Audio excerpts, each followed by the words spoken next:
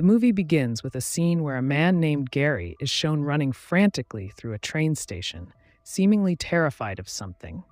He rushes into a locked room, breaks the lock, and gets inside. Once in the room, he tries to escape through the window, but realizes it's impossible. As he remains in the room, the doors of the lockers suddenly open, and Gary sees his own reflection in the mirrors attached to them.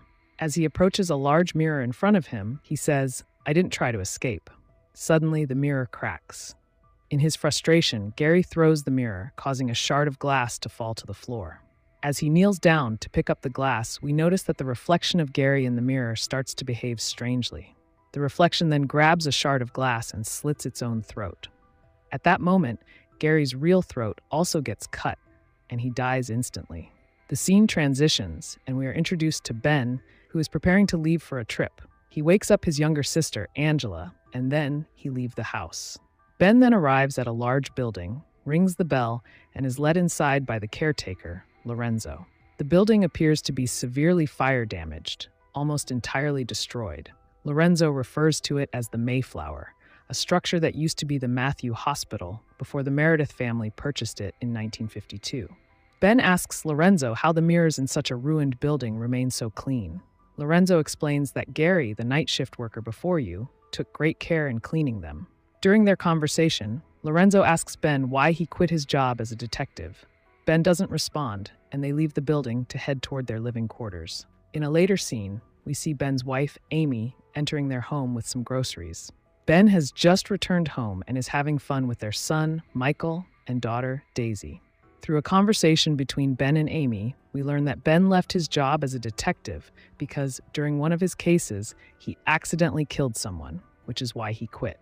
That night, Ben prepares for his first shift at his new job. His duty is to guard the Mayflower during the night. Since there's no electricity in the building, he carries a flashlight and begins his rounds. While inspecting the building, he notices a handprint on one of the mirrors. When he tries to wipe the mark of a hand, he finds that the marks of such a hand are all over the mirror.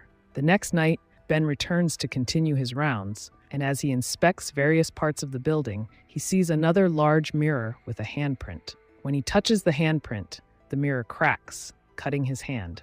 As he pulls his hand away and looks into the mirror again, he sees a woman standing behind him, engulfed in flames and screaming. But when he turns around, there's no one there. The woman only appears in the mirror. Ben, feeling the heat and pain, realizes that while he's not physically on fire, the sensation is very real. As he searches the building further, he finds Gary's wallet under a table. He leaves the building, goes to a rest area, and tends to the wound on his hand. While examining the wallet, he finds a piece of paper with the name Essaker written on it. Ben, now back inside the building, hears a woman screaming. As he searches for the source of the noise, he finds the room from which the scream is coming. However, when he enters, the screaming stops.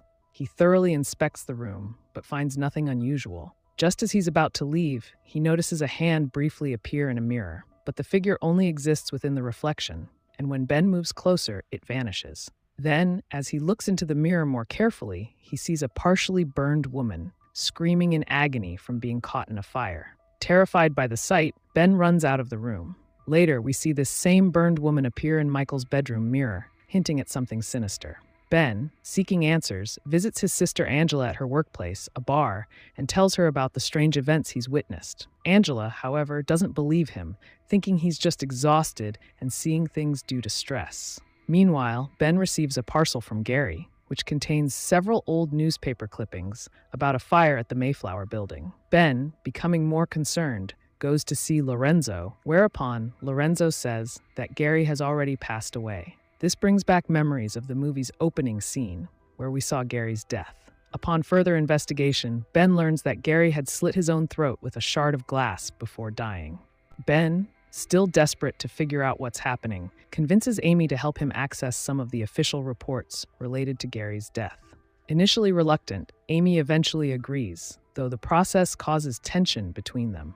That night, as Angela prepares to take a shower, her mouth is ripped off by her own reflection in the bathroom mirror. Even the police officers who come to investigate are scared to see her dead. The next morning, Ben comes home to find his sister dead. Shaken by Angela's death, Ben becomes convinced that all of these events are linked to the mirrors in the Mayflower building. Determined to destroy them, he shoots at the mirrors, but the bullets have no effect. Frustrated and desperate, he shouts, "What do you want from me?" To his shock, the mirror responds by showing the name Essaker. Ben begins an intense investigation into the name Essaker.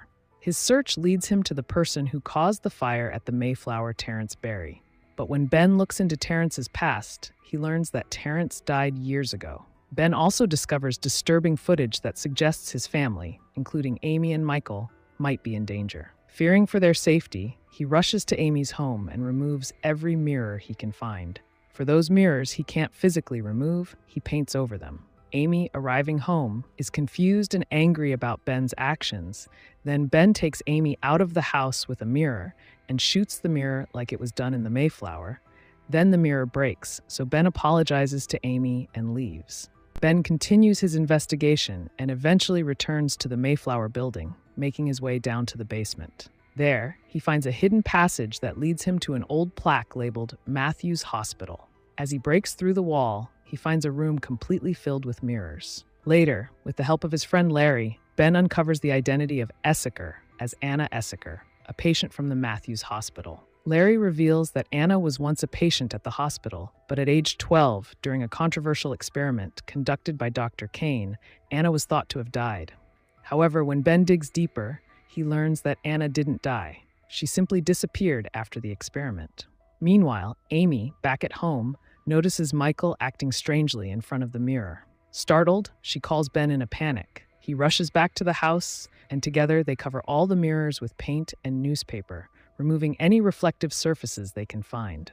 Ben then sets off to Pennsylvania with the goal of finding Anna. Upon arriving, he visits the Essaker farm, pretending to investigate Anna. He asks all sorts of questions about her, and eventually, after much difficulty, finds out where she is. When Ben finally meets Anna, he explains everything that has happened and the danger his family is in. Anna, in turn, reveals details about her past and how the mirrors are connected to these events. Despite Ben's pleas for help, Anna refuses to get involved. Meanwhile, Ben calls Amy, waking her up, only to find that Michael is missing from the bed. Amy starts searching for him and notices water flooding the house. She goes to the bathroom to close the taps, and as she leans over the bathtub, her face gets submerged in the water. At the same time, Daisy, who had been sleeping until now, wakes up and starts looking for Amy. She walks toward a mirror, but just as Amy's reflection is about to slit Daisy's throat, Amy manages to break free from the water and saves her just in time. Amy takes Daisy to a mirror-free room and locks the door, then continues her search for Michael. Amy soon finds Michael standing in front of a mirror, holding a knife. She tries to talk to him, asking him to come to her, but instead, Michael runs off. Meanwhile, Ben has managed to convince Anna to help, and they head back to the Mayflower building together. As soon as Anna steps inside, the mirrors begin acting strangely. Ben takes Anna down to the basement, to the room full of mirrors. Following Anna's instructions, he ties her to a chair with her eyes closed, and she starts convulsing. At the same time, Michael, who had been sitting in water, is approached by Amy, but suddenly, Michael submerges himself in the water, as if drowning. Back in the Mayflower, Ben leaves the room, and at that moment, the spirits trapped in the mirrors start to possess Anna's body. As Anna becomes possessed, all the mirrors in the Mayflower building shatter, and Amy is able to save Michael from drowning. Ben returns to check on Anna, only to find that she is no longer tied to the chair. Anna, now grotesquely disfigured, attacks Ben. Although Ben tries to shoot her, the bullets have no effect. Anna continues to assault him, dragging him. In a desperate struggle, Ben manages to free himself and strikes back, ultimately causing an explosion by shooting a gas pipe. The entire place goes up in flames. Even as he escapes, Anna attacks him again, but a large section of debris falls on her, pinning her down. Later, when Ben runs to save his life, a piece of debris falls on his body.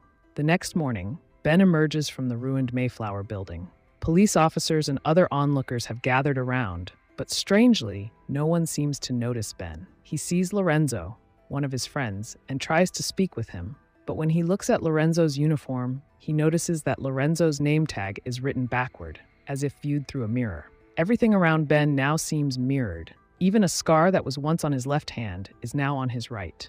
As Ben steps away, he places his hand on a glass window, and the movie reveals that the reflection we see is now the real world for Ben. The film ends, leaving the audience with an eerie sense of mystery about what truly happened to Ben. Did you enjoy this movie? Stay tuned for more recaps and special features with Cinema Recap. Share your thoughts and questions in the comments below, and don't forget to subscribe and click the bell icon for more videos. See you soon. Goodbye.